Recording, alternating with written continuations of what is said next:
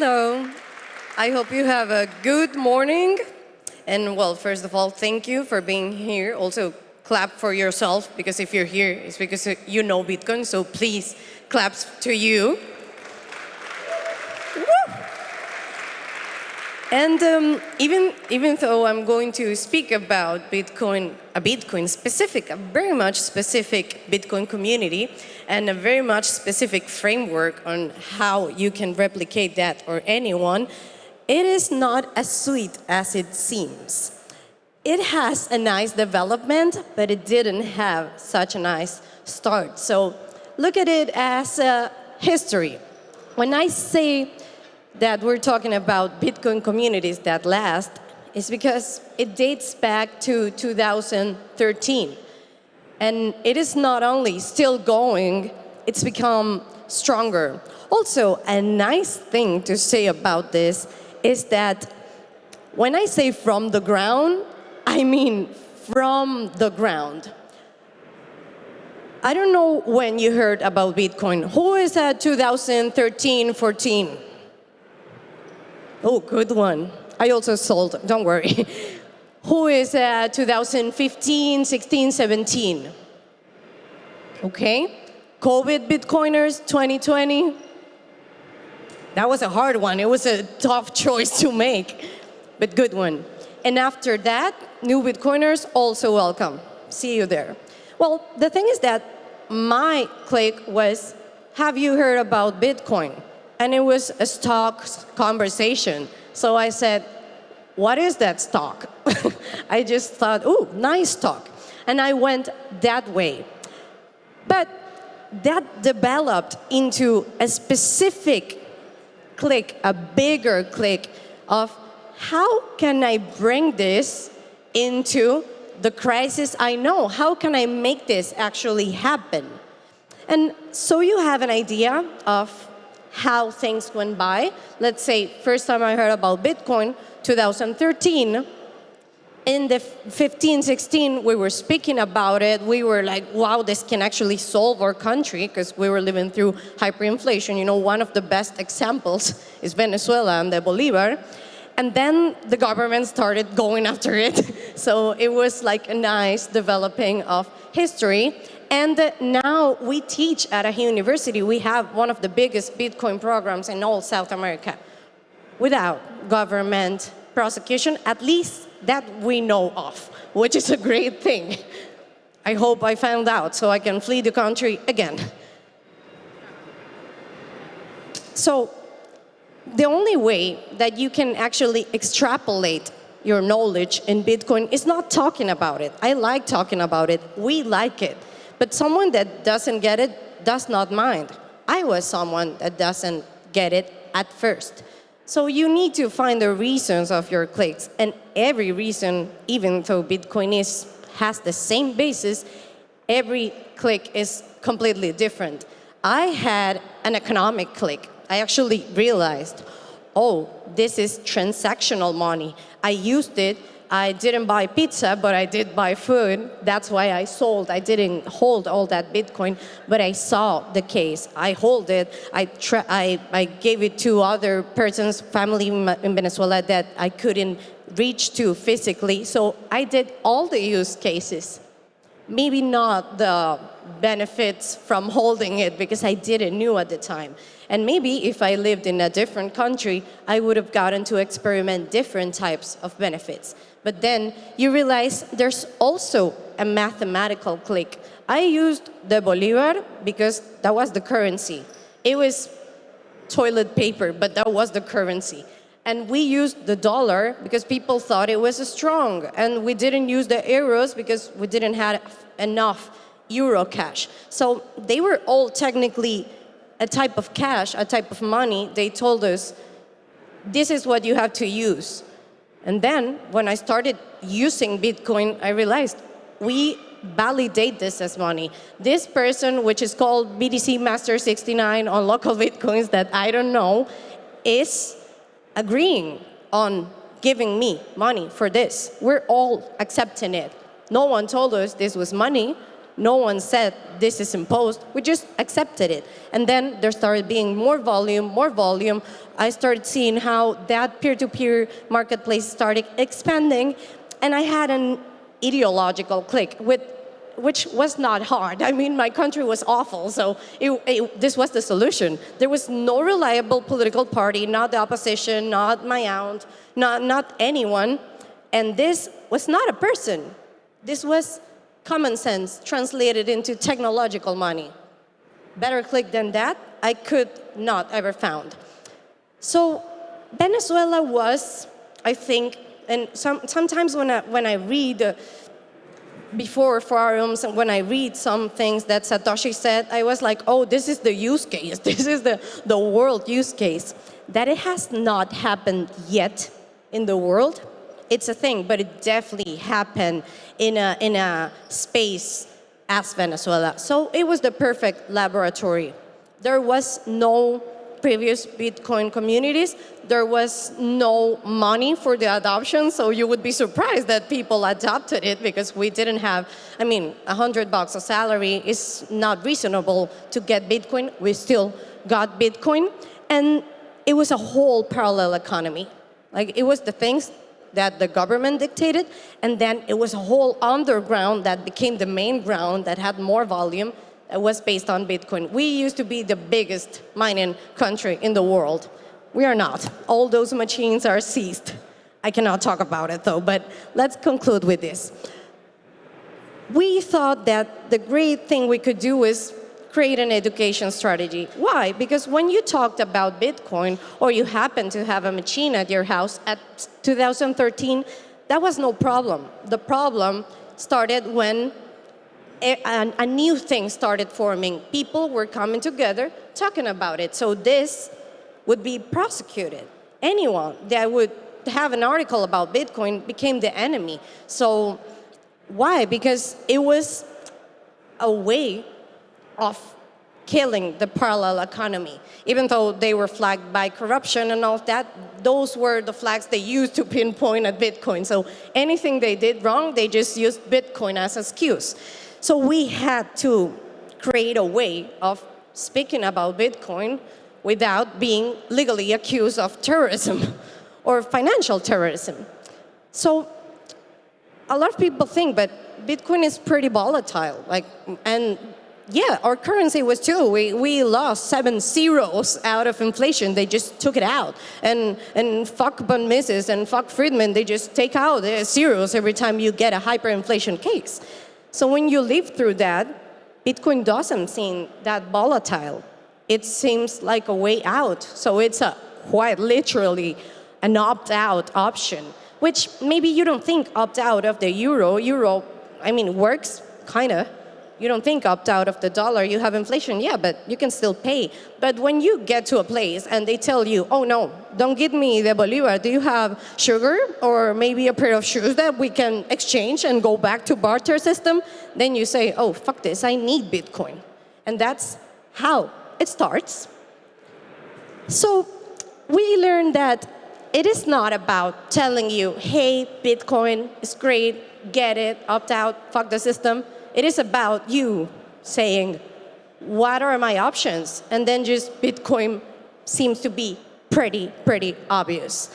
And that's when it becomes inevitable. I am not saying that you need to go through hyperinflation and fail as a state in whole Europe so you can get Bitcoin adoption, and that's where we're going now. If I cannot make my money not be valuable, which a lot of currencies actually hold no resemblance value, I can do one thing. The thing is that we thought about the stealth approach. It's not the same talking about inflation and how Bitcoin is the solution than talking about the technology of Bitcoin. Inflation, they will chase you because you were a terrorist. The base of Bitcoin was not understood by the government, so that was a great thing. You found a way of speaking publicly about something they couldn't go after because they just didn't get it. I mean, they knew the word Bitcoin was like a bad thing, even though they seized it and sold it and used it for things that were flagged by. But they didn't know the economic purpose about it. So we started creating inevitable conclusions. Like someone started like, what can I do with my money? And we talk, oh, you have this and this and this. And they were like, oh, Bitcoin is great. And you're like, yeah, it kind of is. So that was our power. What was the target? I mean, I said Bitcoin educators, community leaders, but actually it was anyone. Like you could, I don't know, found out about Bitcoin yesterday, have bad luck, and bye-bye, you're a terrorist. Yeah, that's how it works. So what happened through that? We had to, they had their method. They have a great method. I think it's their own white paper of intimidation in which they go with legal proceedings that are not in the law, but it's legal when you have no laws. And then they start with social pressure, with family pressure, with telling you, I know where you live, and you know they know, so we had to adapt. I'm going to make a brief pause to tell you I actually left the country and came back, but that's not what we're talking about today. We're talking about what was built and what actually stayed. A lot of smart people actually realize that the whole purpose of Bitcoin is being able to not only explain it, but to show how you use it. And then someone else decides what they want to do with that knowledge. So we try to stay with that main focus that we had. So we started not only speaking about data, but also finding places that could be a space of shield so we can actually talk about Bitcoin and still be present in it. Because I have my anonymity and all of that, but I don't have adoption with that. So we started knocking on doors, a lot of doors, through the concept that, as I told you, if they don't get it, they don't go after it. And after 6 years, I can tell you, I'm pretty sure they don't go after it. And if they go, you send them a bunch of pen drives with blocks data, and they'll give it back and tell you, you're clean. That's what happened to me, at least. And what was the result? If you approach it directly, there was a lot of resistance. It was a no. Every door was a no. Every type of place, foundation, university, it was a direct no. But then we realized legitimizing Bitcoin, which is actually this year's theme, and it's amazing, it's not a why. We all know why. It's a how. How do I do it? I post on Twitter and just like that? Do I tell my mom, which says I don't get it? Do I tell my another friend who also says I don't get it and stays like that for 10 years? So we eventually, basing ourselves on data and technology and then translating that to Spanish so it made sense in that world, we started getting university interest, which was good because this was the shield. This was the only shield. Like everything else was completely depleted. No private companies, no private nothing. But then colleges and universities was something that the government did not touch. So we were like, oh, this is a safe space for us to develop in. And eventually they said, yes, you can have a Bitcoin education program, you can talk about the technology, you can talk about assets, we think that's valuable, we think that no one else does it, we want to do it, but they say no Bitcoin in the name. And we say, well, we get why, because you want to still exist, but then how do we go with this? Like, digital assets is not a nice program. We're not going to reach the people. We're not going to keep the mission, keep the value. So after a lot of discussions and maybe some coffees or gin and tonics or whatever you want to call it, we eventually said, oh, do we call it BTC? BTC Academy. Do they know what BTC is? But we have to explain why the fuck we're picking 3 random letters, right? So they told us that we need to add on the curriculum interdisciplinary approach. So markets, financial assets, trading, all of that. And we were like, okay, well, you can add Bitcoin to all of those. Bitcoin trades, Bitcoin has a cotization, you can exchange it, you can mine it. So technology, markets, everything, blockchain. So we said, okay, great. No BTC, no Bitcoin, but yes, BTC. So we called it BTC Academy. It is Bitcoin Academy, that's how everyone in Venezuela and Latin America call it. But it's technically a non-legal paper, blockchain, trading, and crypto. So please, an applause for that, because it was hard to and thank you. I feel it was worth it. No, it was completely worth it. I'll tell you, and you can see it in the people. But the thing is, it was academically acceptable. It creates curiosity. The people from the college did not even ask about it, so we maybe overthought explaining it. They say like, oh, BTC is cool, sounds cool. And we were like, does that not bell a ring? And they said, no, great. And all of our academic programs, and we have more than 20 of them, all of them have a complete Bitcoin working mode. All of them, even the trading one. So all of them. And not Bitcoin as an asset, no. Bitcoin philosophically, Bitcoin ideologically, and Bitcoin technologically. Do I tell you to use it? No, but you'll eventually want to.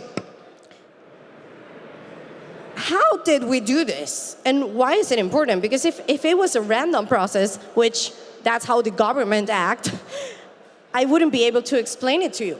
It would be pure luck, but it's actually a framework, and we've been doing it again and again and again, and I think eventually anyone can replicate this. And if we got into a system, which is one of the hardest in the world, I think you can get to any system. So that's what we're trying to do now. First, you have to meet people where they are. They were at hyperinflation, so Bitcoin was 2 + 2. But if they're not there, you have to go with where they are. I think Europe has a strong privacy-chasing organizations from the States. I think that's a strong point to meet them where they are. I think you also don't have the best taxes. We had taxes, but inflation ate them away. So even though it was 30%, it became 1% because you have to pay in the local currency, but not here. So that's a way of getting people where they are. After that, use their language. We were using data, yes, but we were explaining it, and you thought, oh, this is what I live day by day. I didn't realize that it is not 6 months of this. Like from the data, this country is going to shit. And that was in 2015. So you showed them. They got to the conclusions. I didn't have to say the conclusions. 2 + 2 is 4. And you guide the discovery. We replied questions. We also dodged ones that could put us into danger. But we tried and let them conclude. And finally, educate into what Bitcoin is built for. Yeah, the price is great and all of that, but the price is just a consequence of value. It eventually reached the value. That's what it is. Back and forth. First time I saw $1,000 per one Bitcoin, my head was blown away. But now, it doesn't work like that. So you have to use the other ways. And price doesn't create adoption. Price creates emotional adoption, and we don't need emotional adoption. We need ideological one. We need understanding. So anything that's technical knowledge, everything, also self-custody was great because they go take your beach house, they take your cows if you have they take whatever you want, your phone, your shoes, nothing is yours. So self-custody was also a direct problem solver. And then you also gave community connection. We're like, yeah, we're living through hell, but we're together. And we kind of found a way out of living parallel to hell. And if you meet anyone from there that's in Bitcoin, you will realize not only a lot of us were actually to leave the country with nice economic means, some prosecuted, some not, but all of us found a way of living through Bitcoin, which is really amazing because you only get those type of opportunities when you connect with other people. And what were the university results? Because I can keep chit-chatting about how we did a nice thing and how it's called Bitcoin Academy and all of that, but you need to know, did it work? Like people use Bitcoin, people talk about Bitcoin, and well, most of students per course compared to any other academy. Okay, we have a whole building. There's a fashion academy, there's a chef academy, digital economies academies. Well, we beat them all. So now the college has kind of financial dependency to us. And we have a Bitcoin treasury, which now the college wants to. So it's just a domino effect with everything. Second thing is government went after every single one mining farm. There's not one surviving. And if it is, it's the governments. But everyone those did have to flee the country. They got the machines, they got everything. That's why our hash rate went, mining power went by, even though electricity is still really cheap, but your cost is, to mine in Venezuela is your life, so you wouldn't actually pursue it. Even though that happened, and the only bureaucratic regulation we had was like this huge money laundering scheme, and it was torn down, it was eating internally, they still were going after Bitcoin. But they didn't were going after BTC Academy. They were like, oh, great, innovation, technology, we love communism. And that's how it went. And what are the student outcomes, which I think is the most powerful point, most powerful of all. We teach you everything, but we cannot force you to buy Bitcoin, get a wallet, self-custody it, understand, run your own node. No, that's a you thing. Well, it results that we have 100% Bitcoin adoption rate between the students that complete Bitcoin programs, and then a really good plus 60% between all of the programs. And I'm talking, there's programs talking about economy, base economy, because we're forced to add that, but we add a Bitcoin module. So even though you only talk about Bitcoin in one of 6 classes, you get a 60% Bitcoin adoption, which you wouldn't gotten in another place. So we stopped like getting into top of Everest and screaming, Bitcoin is power, and we started just whispering it. And they seem to not only like it, but to also act upon it. And that's really powerful because we're not chased by the government and we operate in plain sight. So it's like a huge Trojan horse. Everyone has their click moment. And you realize in the way you use Bitcoin. For me, it was something before, but now I think self-custody is one of the biggest use cases I have for Bitcoin. So some of you are in it for freedom. I am in it for freedom. Who's in it for freedom? Yes. He's from freedom. Claps for you, my friend. Who is in it for also technology? I find it amazing. I'm really geeky about that. I have to admit it. If it was centralized, I wouldn't like it. I wouldn't be in it for freedom. And who is in it for price reasons? Please be honest to yourself. Look at yourself in the mirror at night when you come back to your house and know you're going to eventually sell a little bit, or at least loan it. You have great things in which you can actually loan it. But we're all in it for different reasons. We sometimes collide with ones, we sometimes agree upon others, but in the only one we can all agree is that there is a bunch of different reasons. It's not only privacy, anonymity, and freedom. There is a lot of reasons, and that's why it was built so many years ago. So the old question is, have you heard of Bitcoin? That only clicked because I thought it was financial asset. So I said, whoa, stock, I buy this, I don't get bolivars, I run to inflation, I get rich. That's why I bought it. When I realized it was overperforming everything else, I said, oh, this is a great stock. What company is it? And then I read the white paper. So I'm not going to lie to you. But the new question has to be, what would make Bitcoin inevitable for you? And it's like, why would Bitcoin be inevitable? Like, it can't be inevitable. What is that? And then you just start talking, and then what is hyper-Bitcoinization? Can that happen? Can this happen? Oh, and there's like a 51% attack, and is that possible? And can Chinese people bring this down? Or can they hack it? And then you're just answering to questions. But you are not selling Bitcoin. You are letting them discover. You are not forcing them to understand it. You're giving them the option, and then you're making it in a scalable way. But believe me, it's way easier to ask the second question than to say, have you heard about Bitcoin? And receive, I don't care, I don't mind, it's bullshit, I like gold, oh my God. It's way more tiring for you personally, and believe me, for the other person too, because they always come back. All of them come back and ask, oh, what price it is now? So it's easier for both of us to actually create systematic legitimization. It's all a system.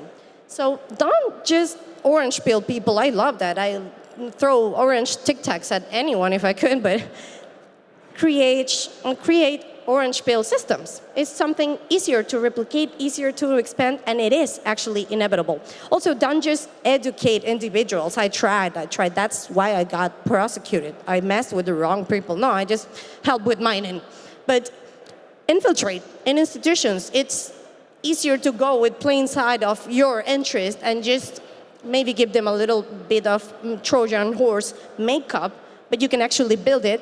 And then don't just build communities. Communities are great, but communities don't last. It's like having a paper ceiling. The first wind that comes will take it away. So don't just build communities, build educational infrastructure. And if you are able to do that, then your legacy will be built. You can donate your Bitcoin if you want to, but I'm pretty sure not one of you want to donate. You'd rather do some social work too. So if you're in this type of places and then you come back to your normal life, I don't think it's an everyone thing, but I do think if there's a minimal click in you and this resonates, then identify the acceptable wrapper. The wrapper can be anything. What can you call your way of understanding? How can you explain that to a 5-year-old? And make logic and sense. Then design the inevitable journey. That's how do they read the Bitcoin conclusions? For me, as I told you, easy. Hyperinflation, your money is not valuable. The dollar is also not valuable. They're what? The dollar is not valuable? And no, they're like, oh, what is it? Well, you can buy physical gold, which is really dangerous. You can barter with sugar, coffee, and all of that, or you can get Bitcoin. What? What is Bitcoin? So that way, you just make it way simple and then build institutional credibility. All of our programs are certified. We have even 2 language programs. We have a lot of great things, and I'm a part of this beautiful organization with so many people, Aníbal Garrido, a lot of other persons that thought the same, that you have to make the change the way you actually can. And then you scale through systems, which is the easier way to scale. And the only way we were actually to replicate this and survive. Because the same thing that Bitcoin did, that was survive and thrive, is exactly what we did. Bitcoin led the way. We just followed it. We didn't invent a single new thing. We just used Bitcoin, which is what it was built for. So Bitcoin doesn't need us to explain it. It needs us to create the conditions where people discover it for themselves. And then we all get beneficial residues from that. So when you think about it, don't explain it. I know it's the foul way, and then I'm like, oh, SHA-2, 5, 6, and Byzantine problem, general problem, but don't go there. Thank you very much, and keep it simple.